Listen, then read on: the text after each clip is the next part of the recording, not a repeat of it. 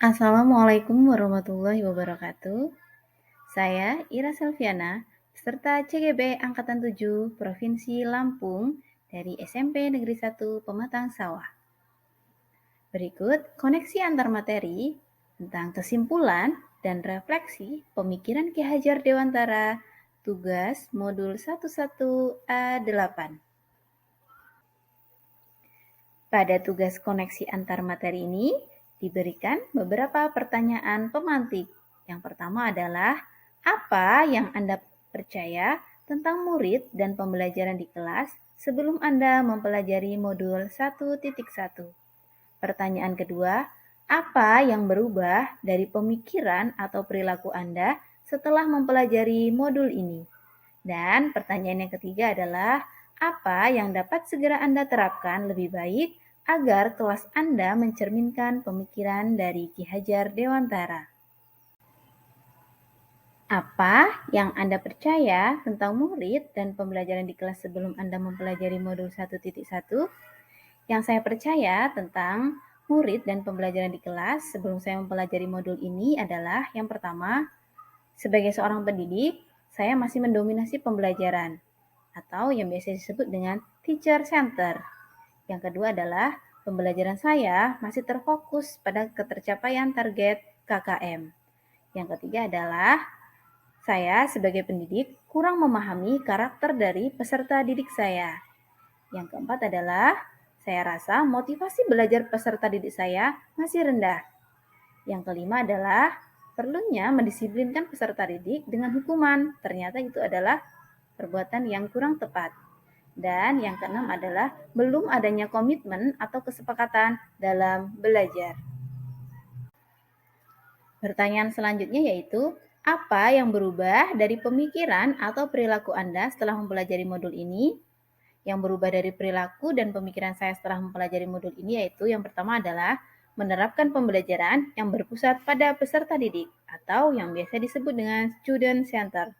Yang kedua adalah memberikan keleluasaan kepada peserta didik untuk dapat menjawab soal sesuai dengan minat dan bakat yang telah dimilikinya. Yang ketiga adalah menghargai karakter dari masing-masing peserta didik yang tentunya memiliki karakter yang berbeda-beda.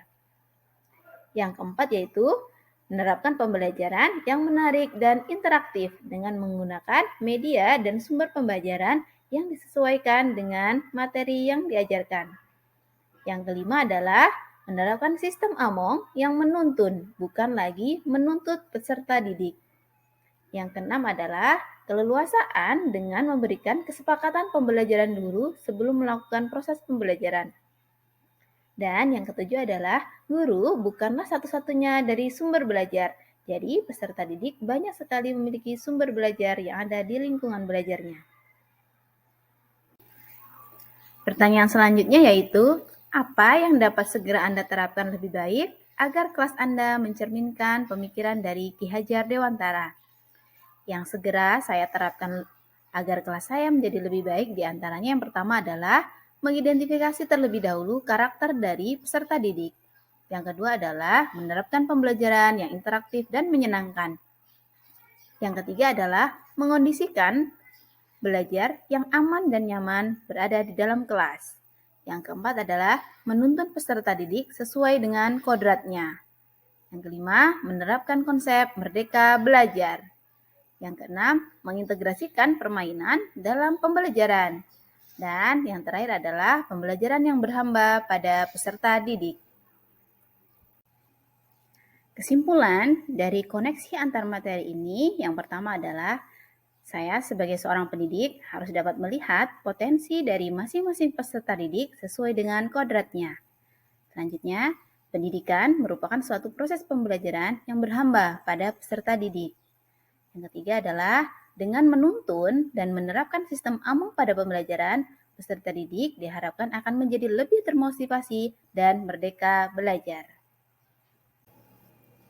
Demikian koneksi antar materi tentang kesimpulan dan refleksi pemikiran Ki Hajar Dewantara.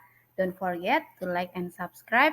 Terima kasih. Saya Airi. Wassalamualaikum warahmatullahi wabarakatuh.